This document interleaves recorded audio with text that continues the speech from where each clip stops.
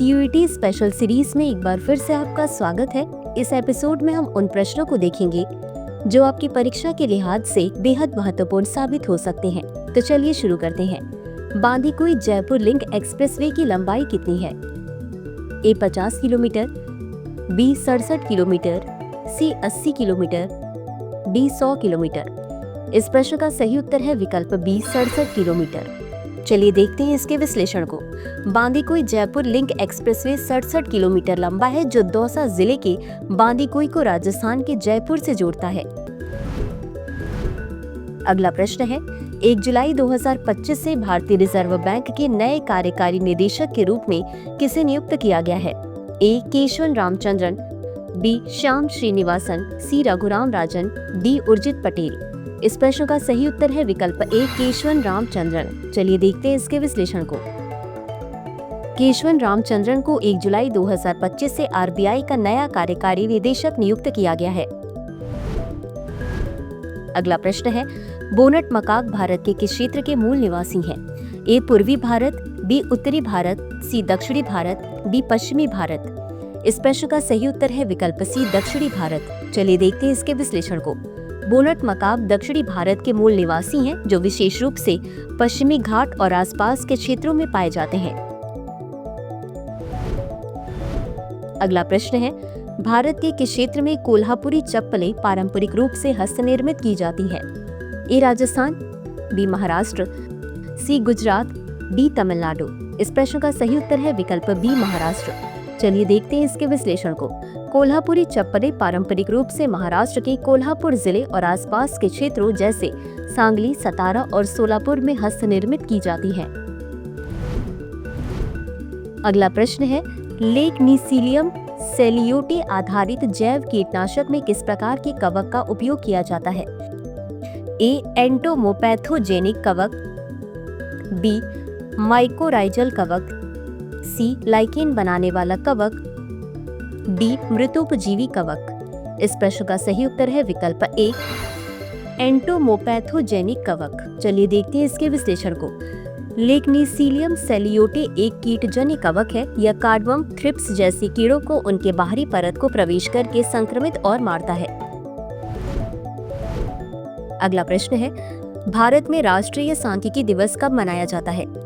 ए 15 अगस्त, B 10 दिसंबर, सी 1 नवंबर, D 29 जून। इस प्रश्न का सही उत्तर है विकल्प डी 29 जून। चलिए देखते हैं इसके विश्लेषण को। राष्ट्रीय सांख्यिकी दिवस 29 जून को प्रशांत चंद्र महालनोबिस को सम्मानित करने तथा नीति निर्माण और विकास में सांख्यिकी के महत्व के बारे में जागरूकता बढ़ाने के लिए मनाया जाता है। अगला प्रश्न है, हल्दी किस पादप परिवार से संबंधित है? ए सोलानेसी, बी जिंजीबेरेसी, सी लेमियासी, डी एस्टेरेसी। इस प्रश्न का सही उत्तर है विकल्प बी जिंजीबेरेसी। चलिए देखते हैं इसके विश्लेषण को। हल्दी का क्यूर्मा लोंगा पौधे की एक भूमिगत तना राइजोम है जो अदरक परिवार जिंजीबेरेसी का हिस्सा है। अगला प्रश्न है, हाल ही में हुए एक अध्ययन से पता चला है कि भारत के PM 2.5 प्रदूषण में लगभग 1/3 का योगदान किससे है?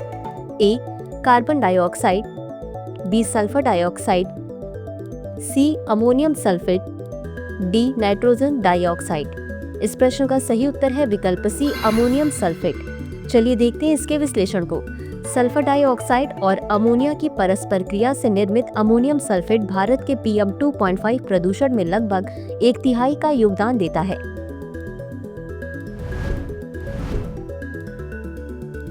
अगला प्रश्न है, डिजिटल इंडिया पहल कब शुरू की गई थी? ए 15 अगस्त 2014, बी 1 जुलाई 2015, सी 26 जनवरी 2016, डी 1 अप्रैल 2017। इस प्रश्न का सही उत्तर है विकल्प बी 1 जुलाई 2015। चलिए देखते हैं इसके विश्लेषण को। डिजिटल इंडिया पहल 1 जुलाई 2015 को शुरू की गई थी जिसका उद्देश्य भारत को डिजिटल रूप से सशक्त समाज और ज्ञान आधारित अर्थव्यवस्था में बदलना है। अगला प्रश्न है, बाढ़ परिदृश्यों का अनुकरण करने के लिए सी फ्लड किस तकनीक का उपयोग करता है? A 2D hydrodynamic modelling, B 1D hydrodynamic modelling, C AI आधारित सिमुलेशन, डी डेटा एनालिटिक्स।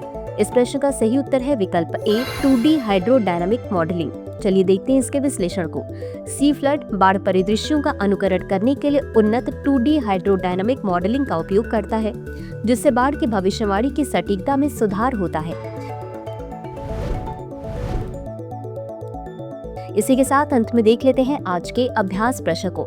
संयुक्त राज्य अमेरिका के साथ $600 मिलियन के सौदे के तहत भारत को कितने अपाचे AH-64E हमलावर हेलीकॉप्टर प्राप्त होंगे?